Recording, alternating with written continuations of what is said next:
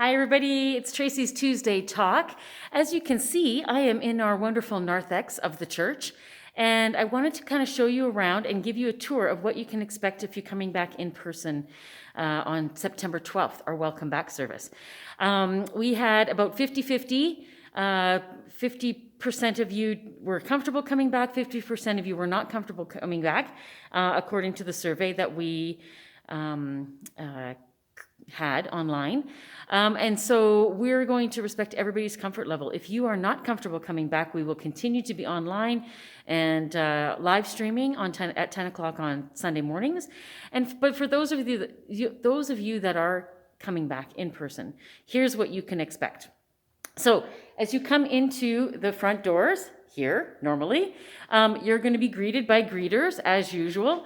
Right here, as soon as you come into the door, there will be hand sanitizing station, masks here if you need some, cloth masks, but if you need some. Otherwise, bring your own mask, wear your mask. We will continue to be doing that. And then as you walk into the sanctuary, there will be some people or one person at the door, I guess, just to greet you. But right here will be your bulletin. You can grab a bulletin.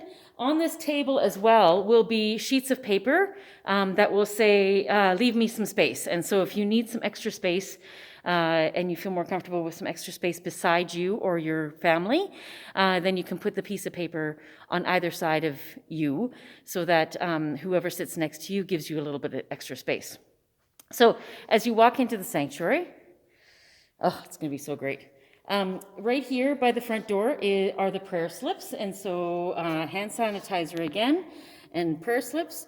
So if you sanitize, use one of the pens, and if you have a prayer that you'd like me to read out later in the service, make sure that you fill that out and then leave it in the basket there, and I will grab them partway through the service. All right, we're still doing recorded music, as you know, for the month of September. Anthems will continue to be recorded after that. But then in October, Carrie will be with us doing live hymns. Again, leave your masks on the entire service. We will be distanced, so you will be able to sing with your masks on.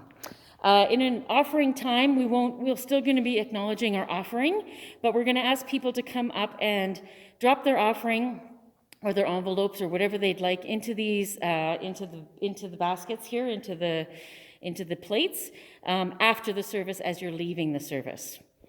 Okay, and then when you walk around and you're trying to find a seat, you're going to find these little notes. And this row is closed.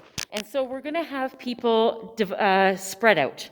And so you're going to have the pews here where you can sit in, and then the next pew is going to be blocked off in a nice, non-invasive way, blocked off. All right, so does that make sense? So those are the kinds of things that we can be expecting. We're going to be a little bit creative when it comes to communion, and which is happening not till October, but in that way we're going to try and be a little bit more creative when it comes to how we're going to do things. We will not have organized Sunday school at this point. We're going to have some activity packets for families to grab, and kids can use them in their pews. And then we'll see how the comfort level is for families coming back and see how we're going to manage all that. So that's kind of the scoop for how we're going to come back into in-person worship. And so hopefully that will make sense when you're coming back. I have a few announcements.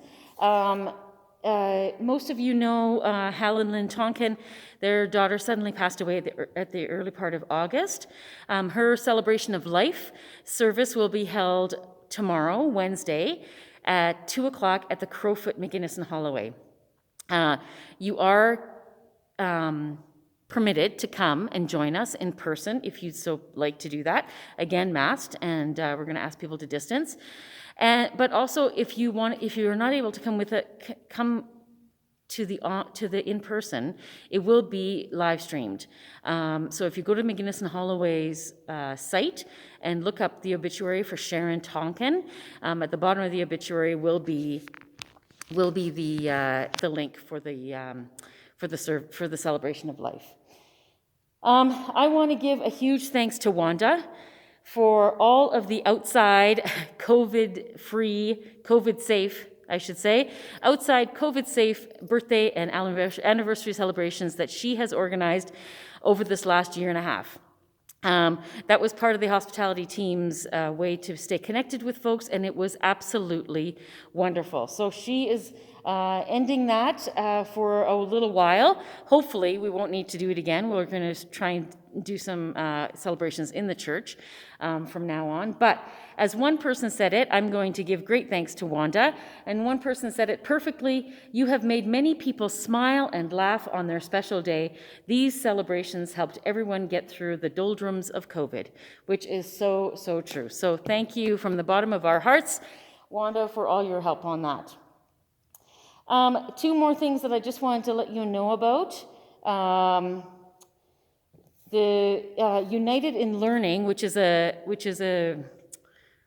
workshop kind of learning place for the United Church, is putting on an event called Becoming Nakuset, the story of a 60s scoop survivor.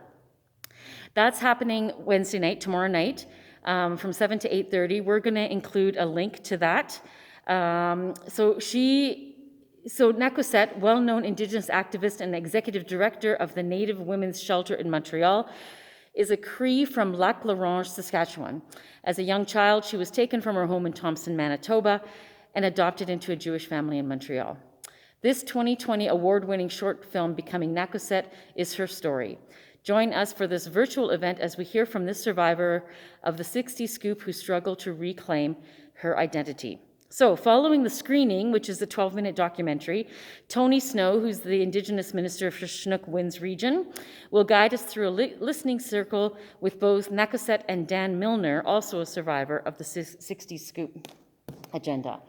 So those are two things that's one thing that I wanted to let you know about. And I also wanted to let you know about, see, I'm looking at my notes. Otherwise, I'm totally going to forget. So the other thing that I wanted to let you know about was I have proudly represented St. Thomas on the Calgary Interfaith Council for the last number of years, and a task force was created out of that council I don't know, a couple years ago, and it's called iCare, like the letter I, CARE. And it stands for Interfaith and Community Approach, Resisting and Eliminating Hate, Racism, and Violence. So this coming Sunday from 12:30 to 5:30, iCare will be hosting the Alberta Anti-Hate Conference to address genocide, discrimination, and hate crimes. So I'm going to attach some information to the MailChimp and attach the Eventbrite link if you wanted to go to that conference. It is going to be held both in person and online. So whatever your comfort level, you can attend this. It's going to prove to be a pretty good conference. There's going to be lots and lots of speakers, including some of the like Justin Trudeau, Jagmeet Singh, and Erin O'Toole have been invited to speak.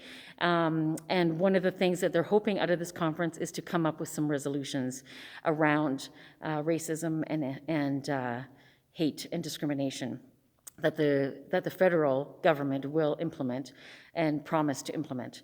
So if that's of interest to you, please do attend that. I think that's all I had for today. Hang on, let me look at my notes again.